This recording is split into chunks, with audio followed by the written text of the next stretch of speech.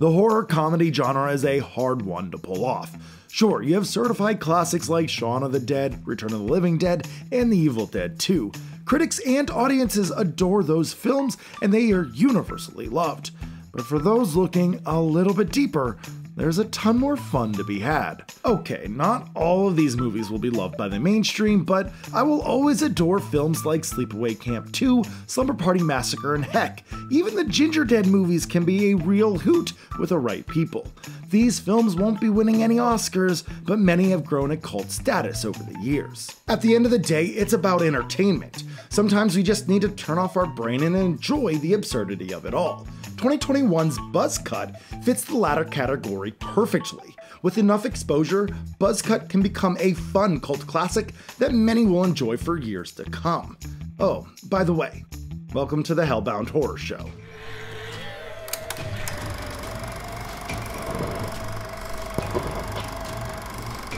Before diving into the review, I'm going to be completely upfront with all of you. In mid-November of last year, I got an email from Martin Renner, who's the director of Buzz Cut, and he sent me a screener of his film. He didn't pay me, nor did he even ask for a review. I'm just reviewing this movie because I really liked it, and I love spreading the word about lesser talked about horror films. Just wanted to be clear and transparent. The views and opinions expressed in this review are solely of my own. Buzz Cut is New Zealand's first pure slasher film. It has Donna Wilkes and Linnea Quigley in it, and it's loaded with puns. What sport do bees like to play? Rugby, of course. I feel like this movie was made for me. The film starts off with two hikers playing Pokemon Go. Maybe they'll find a bee drill. Maybe we'll catch a bee drill. That's unbelievable. They can't be serious right now. I'm supposed to make the bad puns. They find a giant bee on this bee farm, and then...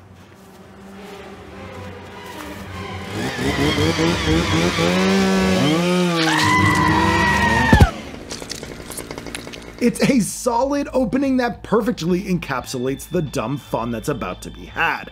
The opening credits begin to play, and there is so much freaking charm to these. I love it.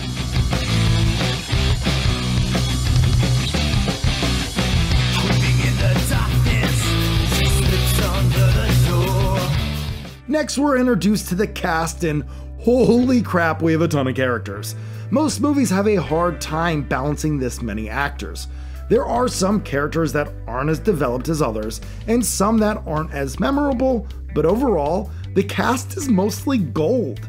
Everyone has their own traits, and yeah, some are one-dimensional, but it all works out way better than you would think it would. Everyone is introduced in this typical montage college frat sort of way. The film is a mixture of the college comedy and a typical slasher, but it leans mostly towards the comedy side. From what I gather, they all belong to a running group that has a drinking problem. They get together every year, have a little run, and then drink until the cows come home. This year, however, there is a dangerous, chainsaw-wielding serial killer on the loose. And killer is right! There are a ton of kills in this movie. I guess the benefit of a large cast is that you get to kill them off in some fun and interesting ways. I don't want to spoil too much, but some of the deaths are great, and there is a ton of awesome practical effects, considering the film's budget. Another positive of this film is some of the actors. Linnea Quigley, Donna Wilkes, Ashton Brown, and Phoenix Cross are all phenomenal. It's so great to see legends of film like Donna and Linnea help usher in some amazing talents like Phoenix and Ashton. Now, not all performances are gold, however. There is some rough acting from time to time, but overall, actors have high energy and give a good effort. The soundtrack is great with some banging songs. Even Linnea Quigley has a song showcased in this movie. This chainsaw's made for cutting, and that's just what I'll do. One of these days this chainsaw's gonna cut a hole in you. Cinematography is passable.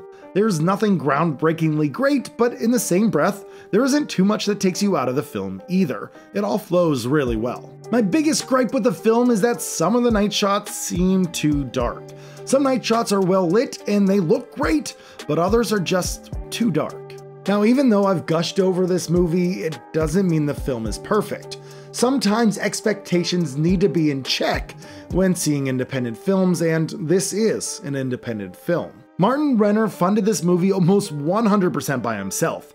Being a longtime horror fan, Martin wrote and directed this fun love letter to the genre. He hired Donna Wilkes to be in his film, and apparently she was so impressed with production that she took the money she made from the film, put it back in the movie, and became a producer.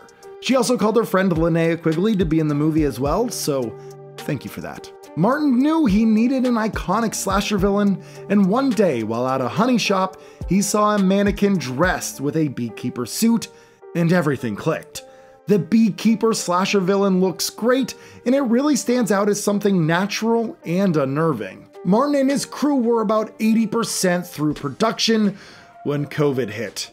Needless to say, making a movie is really hard, but making a movie during a worldwide pandemic is even harder. Martin found a distributor for his film with Black Mandala Films, and even though the film isn't currently available for public consumption, there is talk of it being available on Shudder soon after the film goes through the festival circuits. Buzzcut is a fantastically fun, competent film that hits well above its weight. It's an enjoyable movie with classic horror stars and a memorable villain. Buzzcut may not scare you, but the memorable, witty dialogue will have you laughing for days. Now, if I had to rate this movie, I would rate it a B. And that's all I have for tonight. So, as always, thank you so much for watching. Stay healthy, stay safe, and buzz off, everyone.